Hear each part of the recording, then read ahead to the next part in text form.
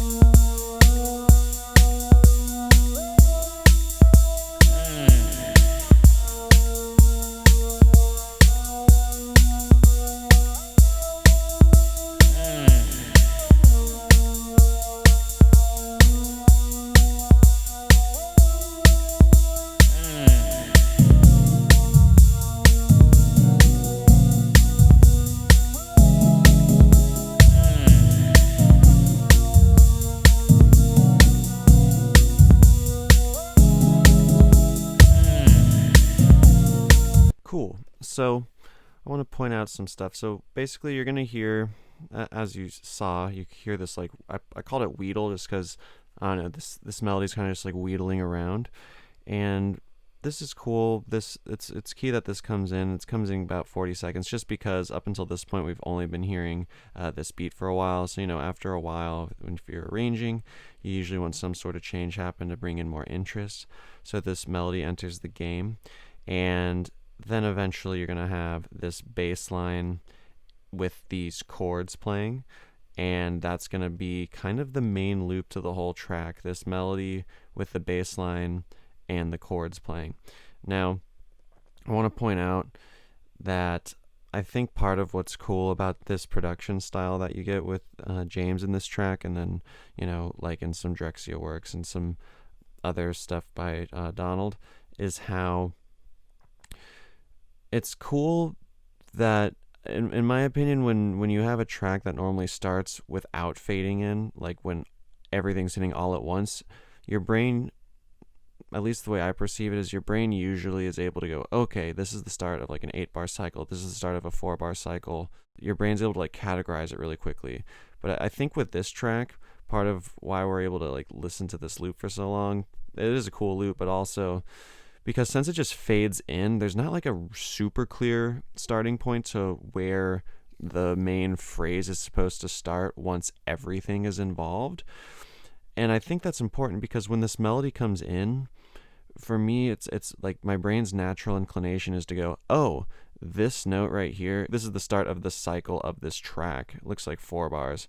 And the thing is, though, that eventually once this bass and chords come in, because how they're coming in here, like notice how they start, see where it says 37? They basically start right there. However, this melody starts in the middle. So like if we look at this 4-bar chunk, the melody starts more or less in the middle of that 4-bar chunk. But then the bass and chords start at the beginning of a 4-bar chunk.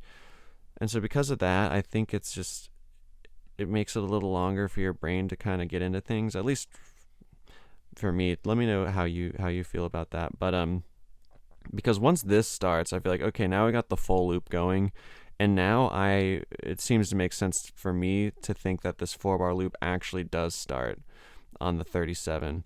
we'll keep listening on that, but I just think that's cool because, with a lot of this album, and especially with this track, you're able to just listen to the same thing over and over again. And I think that because of how this was constructed, because our brains kind of having to figure out, okay, what's the starting point here? That might be what is helping us have this loop stay interesting. Of course, other than the fact that it's just like a really cool loop. And it's a chill vibe. And so I think that with the vibe of this track, it kind of it is able to be a little more patient just because we're enjoying the melodies, we're enjoying the vibe. But yeah, let's keep listening. Again, this one's pretty simple. With that said, I guess a lot of the album is simple, and at least from what I was reading, a lot of people at the time were saying, oh, this is too simple, we don't like it. But obviously that's just kind of stupid. But yeah, here we go.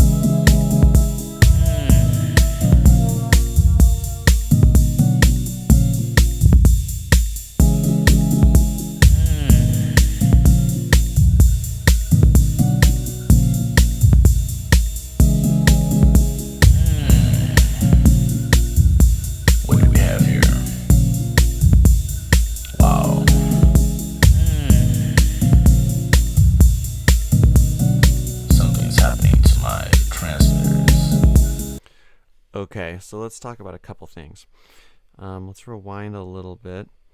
So I want to point out how eventually, we're at the 2-minute mark here, and it's cool when this melody fades out because, like we've talked about in so many songs, part of keeping interest in tracks like this, if you're a producer, is to have so basically you have these elements, and in this case we have I put 9 things down, and it's really cool how with these 9 things, as a listener, it's interesting to hear them in different combinations with each other. So up until this point, whenever we've heard the bass and the chords, it's been while the melody was playing. See, just, whenever there's been green up until now, we've had orange. And so it's cool here how once this melody drops out, we're able to have a better focus on just the green part. And so this sounds different, and because it sounds different, it's interesting for the listener. And because it's interesting for the listener, we think it's a good song. And I want to point out, this is just a cool thing that happens in this track. So even though this track's super simple, I don't think we've had a track with a monologue yet. I'm calling this a monologue just because it's basically just some guy talking, and it's that person talking that keeps us interested and keeps us going with the beat. This happens in some other songs too. My friend Peter Crosay made a track called Revival. It's a little different, but a lot of it's about listening to this person speaking. There's a cool Jaco Matthews remix. If you're interested in hearing some newer Detroit music, I'll put links for that in the description. But yeah, and so once this monologue comes in, you'll notice that the beat's going to keep playing, and just hearing this voice come in and out, it's like functioning like a lead. And this is just a cool thing to do if you've never tried it before. So let's listen for that and see how having this monologue happen, it's just going to help keep the beat interesting. What do we have here? Wow.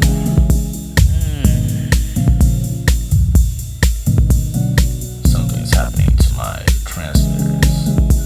Starting to overload. I'm sitting here in this cafe, drinking on my latte. Something's happening to me.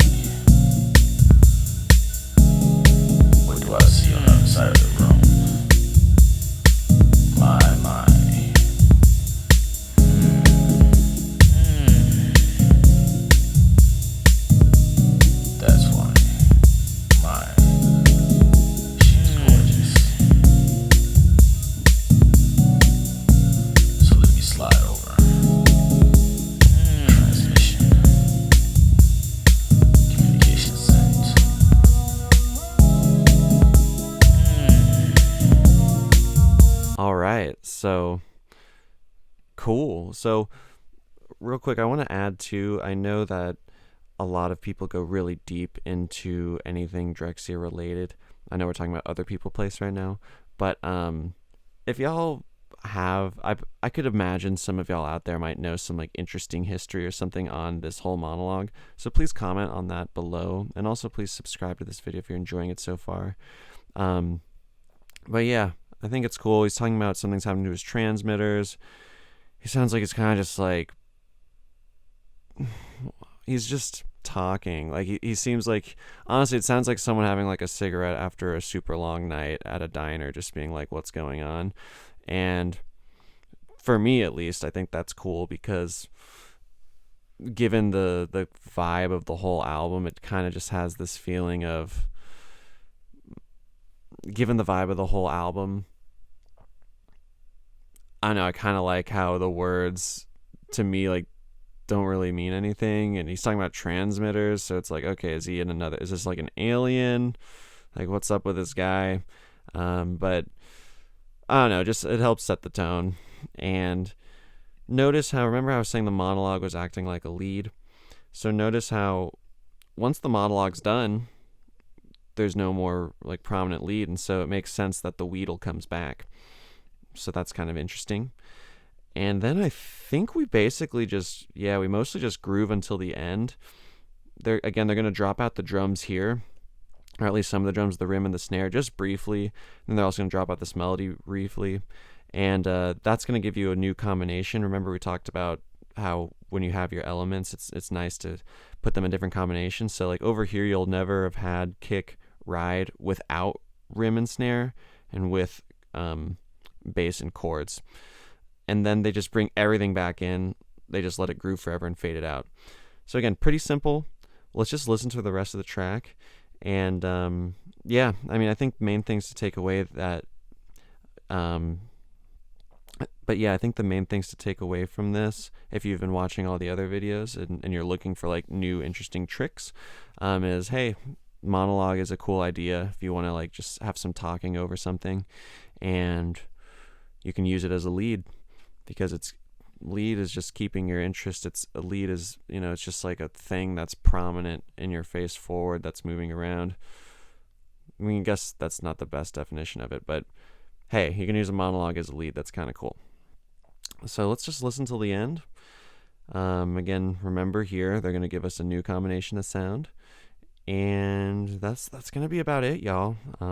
Keep tuning in, because like I said, every other day we're going to keep releasing a track from this album, so until we're done.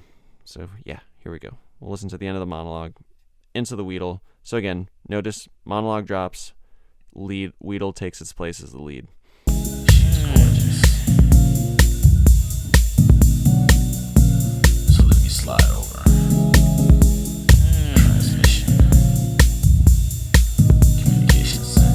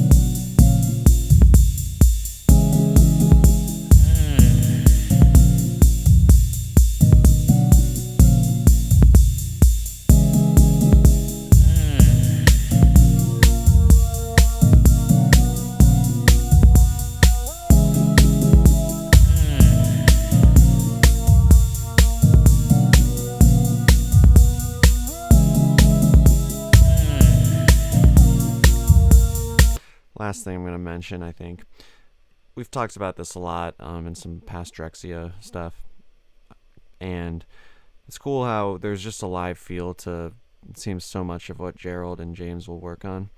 And I like how the melody just kind of pops in here. Doesn't pop in right at the beginning. It pops in a little later. So these are just, it's a small thing, but it's a huge thing at the same time, because that's part of what gives the charm and the vibe of this album. That's part of why this album is this album. Hopefully that makes sense. Because a lot of producers wouldn't do that. A lot of producers would be a lot more succinct and exact with when things enter and when things leave. But this album just has a lot of that human touch where you can tell, like, hey, like, the melody's coming in a little bit later. And again, like, even in the beginning, the volume just fading in. It's not like this concrete start. So I really do think that helps, have us listening to something for so long. But okay, let's keep going.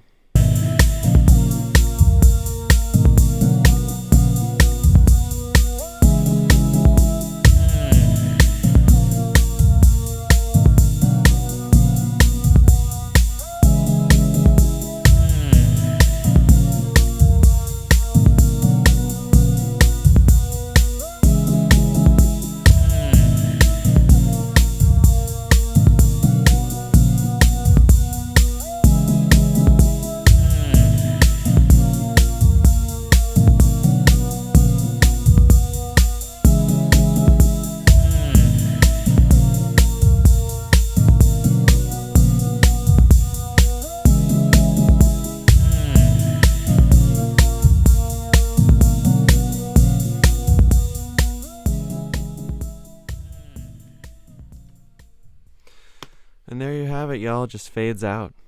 And that's eye contact. So just a brief summary. Simple song. We've got a kick, ride, rim, snare, the sample, the Weedle melody, the bass line, and the chords, and then the monologue. And it starts off by fading in. Then we add the Weedle. Then we add the bass and the chords. We groove on that for a bit. Then we drop out the Weedle, which is kind of, it's one of the... Then we drop out the Weedle and bring in the monologue, which functions as a lead. It's kind of a tone setter for the album, in my opinion. It's, this guy talking about transmissions and someone being gorgeous. That stops. Weedle comes back. Drop out the drums for a bit, at least some of the drums. So now we've never had this combination. And then just bring the whole groove back and fade it out. That's the track there. And yeah, so I'm super excited to do the rest of them. We're going in order of the album. So basically, today is Saturday. So on Monday, we're going to do It's Your Love. On Wednesday, Moonlight Rendezvous. On Friday, You Said You Want Me. On Sunday, Let Me Be Me. So on and so forth. We're just going to do each track, and we're going to do it every other day. So yeah, if you like this video, please subscribe. And please feel free to check out any of the other videos. They're really nice if you're just curious to see how these songs are constructed, if you're trying to learn production, or you're just having a good time and soaking it in. So yeah, please subscribe, tell a friend, hit the like button, comment below, especially if you have some insight on the other people plays. And it's always fun to hear about the cool trivia, and I'm learning some cool stuff from people who are commenting, just because I don't know, I'm really busy right now, so I just like to do these breakdowns and focus on the music part, but I do value the rest of it, and I think it's cool. So yeah, please throw it in there, and put links to articles and all that. But yeah, thank you. Follow me on Instagram at Alex Wilcox, and y'all have a good day and enjoy it. Bye bye.